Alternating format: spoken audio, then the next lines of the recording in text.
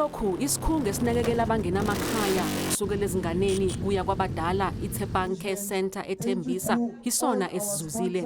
Abagibeli bezithuthuthu bafike bephethe ukudla nezinye izinsiza okungabiza u30,000. Umphathi weSoweto Motorbike School Alfred Matamelo waziwa ngelika King Donut ngenxa yendlela ashaya ngayo isidudla ngesithuthuthu. Lokhu kuyindlela yokugcina uphila ingunaphakade umoya kaMandela.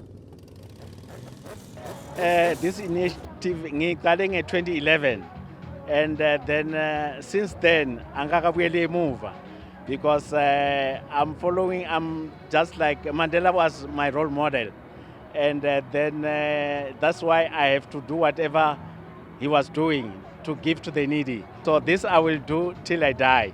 Omunye wabashayeli usuke Venda eLimpopo ngovivi eshayela sona isithuthuthu amahora amane ukuze naye aphose ezivivaneni.